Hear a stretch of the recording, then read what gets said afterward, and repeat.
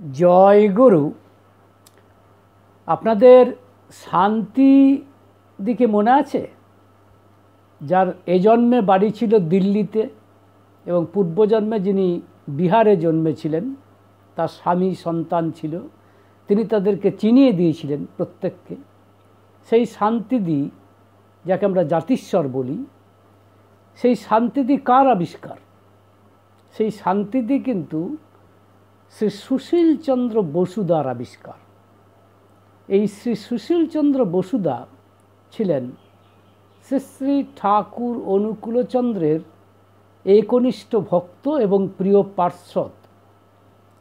এখন আজকের ভিডিওতে আপনাদের কাছে এবং আমার নিজের কাছে এটাই প্রশ্ন, যে কেন জাতিস্বর নিয়ে রিসার্চ করার ব্যাপারে বা পূর্বজন্মের ব্যাপারে বা জন্মান্তরবাদের ব্যাপারে গবেষণা করার জন্য শ্রী শ্রী ঠাকুর অনুকূলচন্দ্র এই সুশীলচন্দ্র দাসকেই নির্বাচিত করেছিলেন, তাকেই এই দায়িত্বটা দিয়েছিলেন। এই প্রশ্নের উত্তর খোঁজার চেষ্টা করব একেবারে সরাসরি তথ্য দিয়ে এবং প্রামাণ্য কিছু বক্তব্য দিয়ে। দেখুন, সুশীলচন্দ্র বসু, তার বাড়ি ছিল বর্তমান বাংলাদেশের যশোর জেলার হরিণাকুণ্ডু বলে একটি গ্রামে। তিনি ছিলেন প্রথম থেকেই ঈশ্বরপ্রেমী। তিনি কলকাতায় তখন MA পড়ার জন্য এবং ল পড়ার জন্য প্রস্তুতি নিচ্ছিলেন। তিনি 1917 সালে গিয়েছিলেন বর্তমান বাংলাদেশের অন্তর্গত কুষ্টিয়া জেলায় তার ভগ্নীকে দেখবার জন্য। তখন বিয়ে হয়েছে ভগ্নীর। তো সেই ভগ্নীর ঘরে যখন তিনি ঢুকতে যাচ্ছেন, তখন তিনি দেখছেন যে সেই ভগ্নীর বাড়ির বৈঠকখানায় বা সোজা কথায় সামনে একজন সুঠাম সুন্দর সুদর্শন যুবক বসে আছেন, খালি গায়ে ধুতি পরে, একটি পৈতে লম্বমান। তা তিনি ঘরে ঢোকার, অর্থাৎ সুশীলদা ঘরে ঢোকার সাথে সাথেই সেই সুঠাম সুদর্শন সেই মানুষটি, বলা বাহুল্য তিনি শ্রী শ্রী ঠাকুর অনুকূলচন্দ্র, তিনি গিয়ে সুশীলদাকে জড়িয়ে ধরলেন, আলিঙ্গনাবদ্ধ করলেন বেশ কিছুক্ষণ। তারপরে তিনি বললেন, আমাকে কেমন লাগে দাদা, আমাকে কীরকম লাগে? এখন সুশীলদা লিখছেন মানস তীর্থ পরিক্রমা বলে একটি বইতে, যে তার এই আলিঙ্গনে অভিভূত হয়েই হোক বা কোনো এক অজানা কারণেই হোক, আমার মুখ দিয়ে বেরিয়ে এলো, আপনাকে তো আমার অপরিচিত বলে মনে হচ্ছে না, বরং মনে হচ্ছে আপনি যেন আমার কত জন্মের পরিচিত, বহু পরিচিত আপনি। শ্রী শ্রী ঠাকুর তখন অনেকক্ষণ, বেশ কিছুক্ষণ স্তব্ধ হয়ে থাকার পর বললেন, প্রথমে আমারও আপনাকে অপরিচিত ভদ্রলোক বলেই মনে হয়েছিল, তারপরে বুঝলাম যে না, আপনি আমার অত্যন্ত পরিচিত। এই যে সংক্ষিপ্ত এই পরিচয় পর্ব, এর থেকে কি কোনো সিদ্ধান্ত আমরা আসতে পারি না? স্রেফ খামোকা শ্রী শ্রী ঠাকুর তাকে এইভাবে আলিঙ্গন করে জড়িয়ে ধরেছেন এবং সুশীলদার এই আশ্চর্য বক্তব্য এবং পরবর্তী ক্ষেত্রে ঠাকুরের এই বক্তব্য, এগুলি কি নিছকই কোনো বার্তা বহন করে না? কোথাও আমার মনে হয় সুশীলদা নিঃসন্দেহে তার একটা কোথাও জাতিস্বর বা তার মধ্যে খানিকটা জাতিস্বরত্ব ছিল, পূর্বজন্মের কথা তার মাথায় ছিল, হয়তো প্রকাশের পথ পাচ্ছিল না। এক্ষেত্রে শ্রী শ্রী ঠাকুরের অঙ্গস্পর্শে তা প্রবেশের পথ খুঁজে পেল এবং তার জন্যই ঠাকুরকে এরকমটা তিনি বললেন। এবং আপনারা বোধহয় জানেন যে পরবর্তী দিনেই, ভার্চুয়ালি সেই দিনেই 6ই নভেম্বর তার 6ই নভেম্বর তার না 7ই নভেম্বর তার দীক্ষা হয়েছিল শ্রী শ্রী ঠাকুরের কাছেই। তো সুশীলদার ক্ষেত্রে আমরা লক্ষ্য করছি কিছুদিন পরে তিনি বলছেন ঠাকুরকে, কারণ চিঠি এসেছে তার বাড়ি থেকে যে বাড়িতে ফিরে যেতে বলা হচ্ছে তাকে, আশ্রমে না থাকতে বলা হচ্ছে তাকে, কারণ ইতিমধ্যে তিনি বিবাহ করেছেন, কারণ বাড়িতে কাজকর্ম করতে হবে, তার বাবা গত হয়েছেন। ইত্যাদি নানান কারণে তাকে চিঠি এসেছে এবং তিনি একটা উত্তরও দিয়েছেন। পরবর্তী ক্ষেত্রে তিনি ঠাকুরকে বলছেন, ঠাকুর এই তো বাড়ি থেকে তাগাদ এসছে, কী করব। ঠাকুর তিনটি কথা বলছেন যেটি অত্যন্ত তাৎপর্যপূর্ণ। সবই আপনারা দেখবেন আমি যে কথাগুলি বলছি, যে কেন সুশীলচন্দ্র বসুদাকে এই জাতিস্বর বা জাতিস্বরতা নিয়ে গবেষণা করতে বলেছিলেন। তা এই কথা যখন সুশীলদা প্রশ্ন করছেন ঠাকুরকে যে বাড়ি থেকে তাগাদ এসছে, কী করব, তার উত্তরে ঠাকুর বললেন, এবং তিনি প্রথমে অবশ্য সুশীলদা বললেন যে আপনার সঙ্গে আমার আগে দেখা হলে ভালো হতো, কারণ এখন বিয়ে করে ফেলেছি। তো ঠাকুর উত্তরে বললেন বিয়ে করেছেন তো কি হয়েছে, তবে হ্যাঁ বিয়ে করার পরে বোঝাটা একটু বেশি হয় এবং বাচ্চা কাচ্চা থাকলে অসুবিধা হয়, তাই আপনি এমনভাবে বিবাহিত জীবন যাপন করবেন যাতে সেল ডিভিশন না হয়। এটা শেষে ঠাকুর অনুকূলচন্দ্রের প্রথম কথা। দ্বিতীয় কথা বলছেন যে বাড়ির থেকে আপনি একটা পয়সাও নেবেন না, বরং পারলে বাড়িতে আপনার উপার্জিত পয়সা দেবেন। 3, এবং তারা যেরকম চালাচ্ছে, আপনার বাড়ির লোকেরা যেরকম চালাচ্ছে বা যেখানে যারা আছে তাদেরকে সেভাবেই চালাতে দিন। এবং 3, তিনি বললেন যে দেখুন সুশীলদা, কত আবর্তনের ভিতর দিয়ে আজ আপনি এই শরীরই হয়ে আমার কাছে এসেছেন। কত জন্ম তো আপনার গেছে, এই জন্মটা না হয় এই বামুনকেই দান করলেন, দেখুন না কি হয়। এই ছিল ঠাকুরের 3টি কথা। এখন এই যদি বিশ্লেষণ করা যায় তাহলে দেখা যাচ্ছে সুশীলদাই বলছেন যে আমার সমস্ত প্রশ্নের উত্তর তিনি এই 3টি কথাই দিয়ে দিলেন। 1, কি বললেন না, বিবাহিত জীবন যাপন করতে হবে যাতে সেল ডিভিশন না হয়। সোজা কথায় ব্রহ্মচর্য পালন করার কথা বলছেন ঠাকুর সুশীলদাকে। এবং বলা বাহুল্য সুশীলদা কিন্তু সারা জীবন ব্রহ্মচর্য পালন করেছেন। কেন করতে বললেন? কারণ ব্রহ্মচর্য পালন না করলে সত্যি কথা বলতে গেলে পূর্বজন্মের কথা স্মরণ হওয়া এত সহজ নয়, বা যারা জাতিস্বর তাদেরকে সঠিক প্রশ্নটি করা এত সহজ নয়, যে সে মস্তিষ্কের কাজ এটি নয়। এবং বলা হয় 10 বছর ব্রহ্মচর্য পালন করলে একটি মেধা নারী মাথার মধ্যে সৃষ্টি হয়, এটা বলা হয়। অর্থাৎ সে অত্যন্ত মেধাবী হয় এবং এটা অন্য ধরনের মেধা। এই মেধার দ্বারা পূর্বজন্মের মানুষকে সঠিক প্রশ্নটি করতে পারা যায়, সঠিক প্লেনে নিয়ে যাওয়া সম্ভব হয়। এবং দ্বিতীয়ত ঠাকুর বললেন যে বাড়ির থেকে একটা পয়সাও নেবেন না, পারলে তাদেরকে দেবেন। এর অর্থ হচ্ছে যে জাতিস্বর নিয়ে রিসার্চ করবে বা যে জাতিস্বর হবে, সেই জাতিস্বর হতে পারবে যে নির্লোভ। আমরা জানি যে যোগাচার্য পতঞ্জলি তিনি লিখেছেন বা তার বক্তব্য যে অপরিগ্রহ কথাটার মানেই হচ্ছে নির্লোভ, যার কোনো লোভ নেই। অপরিগ্রহে প্রতিষ্ঠিত না হতে পারলে তার কখনো সে জাতিস্বর হতে পূর্বজন্মের কথা তার মনে পড়ে না। কিন্তু যদি সে নির্লভতায় প্রতিষ্ঠিত হতে পারে, তবে পূর্বজন্মের সব কিছু, কোথায় জন্মেছে, কেন জন্মেছে, কি করেছে, সব কিছু কিন্তু সে জানতে পারে। এটা যোগাচার্য পতঞ্জলির কথা। এবং তৃতীয়ত ঠাকুর বললেন যে আবর্তনের মধ্য দিয়ে আপনি কত জন্ম হয়েছে, কত মৃত্যু হয়েছে, আজ এই শরীর নিয়ে আপনি এসেছেন। তার মানে ঠাকুর জানেন, সুশীলদার পূর্ব জন্মের কথা তিনি জানেন। যেমন ভগবদ্ গীতাতে আমরা দেখতে পাচ্ছি যে সেখানে 4th অধ্যায়ের 5ম শ্লোকে ভগবান শ্রীকৃষ্ণ বলছেন, বহুনি মে ব্যতীতানি জন্মানি তব চার্জুন তন্নাহং বেদ সর্বাণি নতং বেত্থ পরন্তপ। তো এখন তার মানে তোমার এবং আমার, দেখো অর্জুন, তোমার এবং আমার বহু জন্মগত হয়েছে। তোমার সঙ্গে আমার তফাতে এই যে তুমি সেই সমস্ত জন্মের কথা জানো না, আর আমার সব মনে আছে। শ্রী ঠাকুরের সব মনে আছে এবং শ্রী ঠাকুরের অঙ্গ স্পর্শে সুশীলদাও কিন্তু যেন কোথাও তার পূর্বজন্মের সঞ্চিত কথার একটি প্রবেশ দ্বার খুঁজে পেলেন এবং সেই জন্যই ঠাকুরকে বললেন, আপনাকে আমার বহুদিনের পরিচিত বলে মনে হচ্ছে। এবং এই সুশীলদা বহু জাতিস্বর খুঁজেছেন এবং রিসার্চ করেছেন দীর্ঘদিন ধরে, কয়েক বছর, অন্তত বছর 5 তিনি কাটিয়েছেন বিভিন্ন দেশে, বিভিন্ন জায়গায় এই জাতিস্বরের খোঁজে। শ্রী শ্রী ঠাকুর অনুকূলচন্দ্রের নির্দেশকে বাস্তবে বাস্তবায়িত করার জন্য।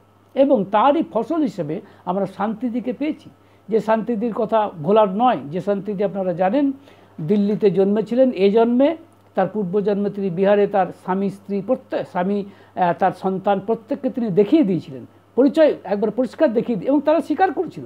শুধু তাই নয়, সেই বাড়ির একটি বাক্সের মধ্যে তার একটি বাক্স ছিল, তার মধ্যে কতগুলি সুচ এবং বেশ কিছু টাকা ছিল, সেটাও তিনি বার করে দেখিয়ে দিয়েছিলেন। সবই কিন্তু, এবং কেন তিনি মারা গিয়েছিলেন তাও জানা গিয়েছিল। শুধু শান্তিদি নয়, আরও অনেক জাতিস্বর খুঁজে পেয়েছিলেন সুশীলদা, এবং তার মধ্য থেকে সুশীলদা একটি কমন ফ্যাক্টর তৈরি করেছিলেন বা কমন ফ্যাক্টর বার করেছিলেন। কি বার করেছিলেন? তিনি দেখেছিলেন যারাই জাতিস্বর হয়েছিল তারা প্রত্যেকেই কিন্তু তাদের ইষ্ট দেবতার প্রতি অত্যন্ত শ্রদ্ধাশীল ছিলেন। যেরকম শান্তিদি, তার ইষ্ট আরাধ্য দেবতা ছিলেন দ্বারকাধীশ, এই ভগবান শ্রীকৃষ্ণের আরেকটি নাম, সেই দ্বারকাধীশের তিনি ছিলেন, এবং তারই নাম স্মরণ করতে করতেই তার মৃত্যু, যেটাকে বলে সজ্ঞানে মৃত্যু বা যাই বলুন। এবং ফলত তাদের এই যে স্মৃতিবাহী চেতনা, এটিকে তাদের স্মরণ করা সম্ভব হয়েছিল। মনে রাখবেন, এটাই তো অমরত্ব লাভ। কারণ যদিও শান্তিদি সমস্ত জন্মের তার জানা নেই, কিন্তু পূর্বজন্মেরটা যার জানা আছে। তো সেই অর্থে, কারণ ভগবদ গীতা তো আমাদের সেই বার্তাই দিচ্ছে। ভগবদ গীতার কিন্তু দুটি বার্তা। একটি বার্তা হচ্ছে অমরত্ব, অর্থাৎ তুমি ছিলে, তুমি আছো, তুমি থাকবে। এই বার্তা একটা আশ্চর্য বার্তা, যেটি আমরা গীতাতে পাই। কারণ বলা হচ্ছে, এবং আরেকটি বার্তা হচ্ছে ভগবান এক, মানে ওয়ান কনসাসনেস, একটি চৈতন্যই সত্য, আর কিছু সত্য নয়। যে জন্য ভগবদ গীতার একটি ধ্যান মন্ত্র বলা হচ্ছে, মানে গীতার যে ধ্যান অংশ, তার মানে ধ্যান মন্ত্র যেটা, সেখানে বলা হচ্ছে অদ্বৈতামৃতবর্ষিণীম ভগবতীম অষ্টাদশাধ্যায়িনীম অম্ম তামনুসন্দধামি ভগবত গীতে ভবদ্বেষিণীম। কি বলছে? অদ্বৈতা, এই অদ্বৈতের ভাগে, অর্থাৎ ঈশ্বর একটি চৈতন্যই আছে, ওয়ান কনসাসনেস ইজ ট্রু। এবং অমৃত ভাষিণী, অর্থাৎ অমরত্বের কথা বলি। আমার এই জন্মে আমি জন্মেছি, আমার মৃত্যু হবে সবাই জানে, কিন্তু এখানেই আমার শেষ নয়। আমি আবার জন্মাবো, আবার চলতে থাকবো, আমি শেষ নই। এই জন্মেই আমার শেষ কথা বলো না, মৃত্যুই আমার শেষ পরিসমাপ্তি নয়। যেটা ভগবান শ্রীকৃষ্ণ আপনারা জানেন 2য় অধ্যায়ে বলছেন, জাতস্য হি ধ্রুব মৃত্যুর ধ্রুবম জন্মমৃতস্য চ তস্মাদপরিহার্যে অর্থে নতম শোচিতুম অর্হসি। যে জন্মেছে তার মৃত্যু আছেই, কিন্তু যে মৃত্যু হলো তার আবার জন্ম হবেই। সুতরাং তুমি দুশ্চিন্তা করো না। এখন আমার যে পূর্বজন্ম ছিল তার প্রমাণ কি? তার প্রমাণ হচ্ছে যদি আমি স্মৃতিবাহী চেতনাকে লাভ করতে পারি, অর্থাৎ এই যে জাতিস্বর যারা দু একটা হলেও দেখা যায়, এটা কিন্তু একটা ডাইরেক্ট প্রমাণ যে পূর্বজন্ম বলে কিছু আছে। এবং অনেকের মাত্র একটা জন্মই জানা থাকে, আবার অনেকের আরও বেশি জন্মের কথা জানা থাকে। যেমন ঠাকুর অনুকূলচন্দ্র বলছেন যে শুনেছি ম্যাড্রাসে, যেটা এখন চেন্নাই নাম হয়েছে, সেখানে নাকি একটা কিশোর আছে, সেই কিশোরের নাকি 7 জন্মের কথা মনে আছে। এটা ঠিক, কারো 1 জন্ম, কারো 7 জন্ম, কিন্তু প্রশ্ন হচ্ছে কার সব জন্মের কথা মনে আছে? অবশ্যই ঈশ্বরের, এ বিষয়ে কোনো সন্দেহ নেই। কিন্তু এটা মনে করার কোনো কারণ নেই যে এই ক্ষমতা অন্যেরও জন্মাবে। এবং কী করতে হবে না, স্মৃতিবাহী চেতনা যাকে আমরা বলি, সেই স্মৃতিবাহী চেতনাকে আমরা যদি আয়ত্ত করতে পারি। স্মৃতিবাহী চেতনা কি? এই ধরুন, এই জন্মে আমি তো জন্মেছি এবং আমার প্রায় বয়স হলো প্রায় 67 বছর প্লাস। তো আমার এই জন্মের বেশ কিছু স্মৃতি আমি চেতনায় বহন করছি। সুতরাং আমার কিছু স্মৃতিবাহী চেতনা আছে, কিন্তু মৃত্যুর সময় সেটা থমকে যায়। কিন্তু ঠাকুর বলছেন, যদি এই স্মৃতিবাহী চেতনাটা মৃত্যুর পরেও ধরে রাখা যায়, তাহলে সে একরকম মৃত্যুকে জয় করার সামিল হয়। এটিকে আশ্চর্য কথা, কারণ শ্রীমদ্ ভগবদ গীতাতে অমৃতত্বের কথা বলা হচ্ছে, অর্থাৎ আমি ছিলাম, আমি আছি এবং থাকবো, অমরত্ব। কিন্তু ঠাকুর অনুকূলচন্দ্র এটিকে বাস্তবের পটভূমিকায় নিয়ে এসে বলছেন যে যদি স্মৃতিবাহী চেতনাকে লাভ করা যায়, অর্থাৎ যদি স্মৃতিবাহী চেতনা যেটা আমার এই জন্মে রয়েছে কতক্ষণ থাকবে? মৃত্যু পর্যন্ত। মৃত্যুর পরে থেমে যাবে, এই জন্য ছেদ পড়ে যাবে। কিন্তু ঠাকুর অনুকূলচন্দ্র বলছেন যদি এমন করা সম্ভব হয় যে এই স্মৃতিবাহী চেতনা যদি মৃত্যুর পরেও ধরে রাখা সম্ভব হয়, তাহলে সে এক মৃত্যুকে জয় করার সামিল হয়। নিঃসন্দেহে তখন আমি বলতে পারি যে আমি আগের জন্মে এরকমটা ছিলাম, আমার এই সমস্ত স্মৃতি মনে আছে, তাহলে আমি শুধু দেহটা পরিবর্তন করিয়েছি, আর বেশি কিছু নয়। যেটা বলা হচ্ছে না, বাসাংসি যে নানি যথা বিহায়, ওই যেটা গীতাতে বলা হচ্ছে যে না, পুরনো পরিচ্ছদ ত্যাগ করে নতুন পরিচ্ছদ গ্রহণ করছি। কিন্তু স্মৃতিবাহী চেতনাকে ধরে রাখতে গেলে যেটি দরকার সেটি হচ্ছে এই সোজা কথায় মানে ইষ্টকেন্দ্রিক হওয়া। ইষ্টকেন্দ্রিক না হলে কিন্তু এটা সম্ভব নয়। এবং মৃত্যুকে, সত্যি কথা বলতে, মৃত্যু কিন্তু কারো পছন্দ নয়। একবার রে আর্চার হাউজারম্যান বলে যে আমেরিকান ভক্ত ছিল ঠাকুরের, তার মা এই মৃত্যু সম্পর্কে বলছিলেন যে আমি নতুন নতুন জিনিসকে পছন্দ করি, মৃত্যুকে আমি পছন্দ করি। তখন ঠাকুর এই কথা বলেছিলেন যে অনেকটা এরকম যে the will of god, the will of death, আমি আবার বলছি, any death is perhaps against the will of God. The will of Satan is active there. তারপরে তিনি বলছেন the opposite thing of God is death. God is always light, always life and light. আবার বলছি, any death is perhaps against the will of God. The will of Satan may be active there. The opposite thing of God is death. God is always life and light. মানে হচ্ছে যে ভগবানের আর এক বিপরীতটা হচ্ছে মৃত্যু হওয়াটা ভগবানের ইচ্ছা নয়, এখানে শয়তানের ইচ্ছা কাজ করে, তাই ভগবান এই কথাটি বলছেন। তখন হাউজারম্যানদের মা বলেছিলেন I do not believe it, আমি এটা বিশ্বাস করি না। ঠাকুর বলেছিলেন আমি কিন্তু দৃঢ়ভাবে এটি বিশ্বাস করি। তারপরে তিনি বলেছেন I believe it with every cell of my being, I believe it with every cell of my being. মানে আমার শরীরের, আমার এই অস্তিত্বের প্রতিটি কোষ দিয়ে আমি বিশ্বাস করি যে মৃত্যুটা ঈশ্বরের ইচ্ছা নয়, এটা শয়তানের ইচ্ছা, আমরা নিজেরাই এটা সৃষ্টি করি। সুতরাং মৃত্যুকে জয় করা যায় কি করে, সেইটার কথা ঠাকুর বলছেন। এবং তার ভার দিচ্ছেন কাকে? সুশীলদাকে। আমি আবার বলছি যে কারণ সুশীলদা ব্রহ্মচর্য জীবন যাপন করেছিলেন। এই সুশীলদা তিনি মানে কী বলে, তিনি তার সম্পর্কে যে ঠাকুর বললেন এবং পূর্বজন্মের স্মৃতিটাকে তিনি উস্কে দিলেন, যে কারণে সুশীলদার এই নিয়ে রিসার্চ করাতে একটা মন ছিল এবং সেরকম একটি মেধা তিনি সৃষ্টি করতে পেরেছিলেন। তার মধ্যে একটি মেধা নাড়ি ছিল, যে কারণে জাতিস্বরদের যে প্রশ্নগুলি তিনি করেছেন সেগুলি সঠিক করেছেন এবং সঠিকভাবেই তিনি জাতিস্বরদেরকে আবিষ্কার করতে পেরেছেন। এবং সবচেয়ে বড় কথা, তিনি একটি থিওরি বার করতে পেরেছেন। তিনি একটি মানে সোজা কথায় একটি উপাদান, সামান্য কমন ফ্যাক্টর বার করতে পেরেছিলেন যে যারাই পূর্বজন্মের কথা যাদের স্মরণে আছে তারা প্রত্যেকেই কিন্তু পূর্বজন্মের তাদের ইষ্ট দেবতার প্রতি তারা মানে সোজা কথাই অনুরক্ত ছিল, যে কথা ঠাকুর বারবার বলছেন। এবং ভগবান শ্রীকৃষ্ণ বলছেন সর্বধর্মান পরিত্যাজ্য মামেকং শরণং ব্রজ, সব ছেড়ে দিয়ে তুমি আমাকেই ধরো। ঠাকুর যেটি বলা যায় ঠাকুরের ভাষায় যাকে বলে বি কনসেন্ট্রিক, ইষ্টে কেন্দ্রায়িত হয়, অর্থাৎ তুমি ইষ্ট সর্বস্ব হও। এবং সুশীলদা ছিলেন সত্যি ইষ্টকেন্দ্রিক মানুষ। তাই সুশীলদাকে এই ভার তিনি দিয়েছিলেন এবং সুশীলদা অত্যন্ত দক্ষতার সাথে, অত্যন্ত আমি বলবো সফলতার সাথে এই কাজ তিনি মানে সম্পন্ন করতে পেরেছিলেন। সুতরাং আমার বারবারই মনে হয়েছে শ্রী ঠাকুর অনুকূলচন্দ্র যা কিছু করেছেন তার পিছনে অবশ্যই একটি একবার সুস্পষ্ট কারণ আছে, কোনো কিছুই তিনি ফর নাথিং করেননি।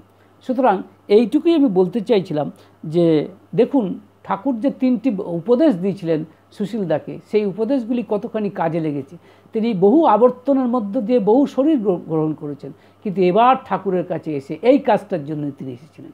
তাই এই ভক্তপ্রবরকে এই অবকাশে আমার সশ্রদ্ধ প্রণাম নিবেদন করি। আপনারা ভালো থাকবেন। জয় গুরু।